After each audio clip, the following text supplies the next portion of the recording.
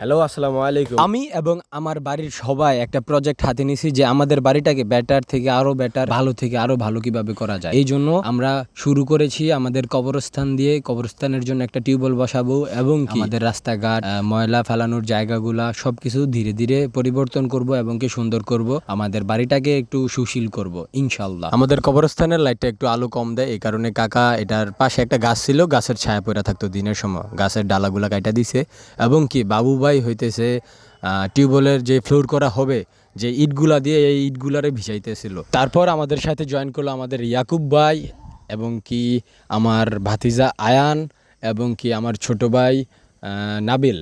টিউবওয়েলটা যে জায়গায় বসানো হয়েছে এটা আমাদের রাস্তা থেকে অনেক নিচে পর্যন্ত মাটি আছে, তো রাস্তা পর্যন্ত মাটি করতে হইলে অনেক মাটি ফালাইতে হইব, অনেক মাটি দিয়ে ভরাট করতে হইব।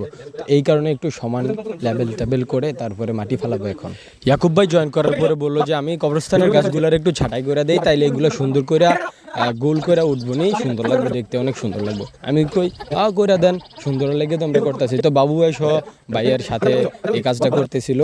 তো কবরস্থানের সবগুলা গাছ, যা বড় বড় গাছগুলারে কাটাই ছাটাই করে সেটা তারা বার হয়েছে।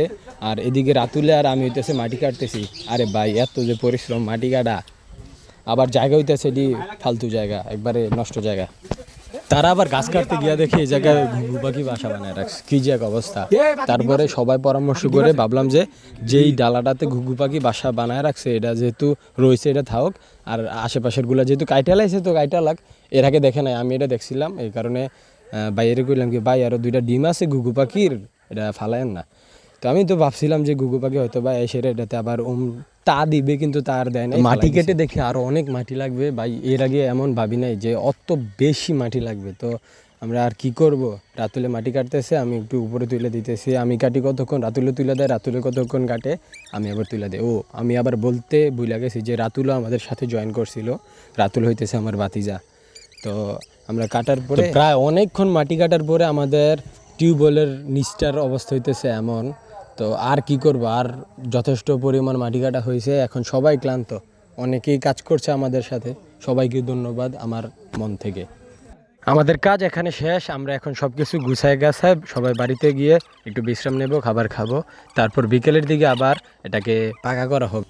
তো বিকেলে আমি একটু ঘুমাইছিলাম, ঘুম থেকে উঠে সেটা দেখি যে আমি উঠি নাই, আমার আলবি ডাক দিয়ে তুলছিল যে ভাইয়া পাকা করার কাজ শুরু হয়ে গেছে গা। তারপরে সেটা দেখি যে বাবু ভাইয়া সবার দিয়ে কাজ করাইতেছে। এই আজকে অতটুকুই, সামনে আবারও ভিডিও আসবে যে আমরা আমাদের বাড়িটাকে কিভাবে আর একটু ইভলভ অথবা আর একটু ভালো করতে পারি ইনশাল্লাহ।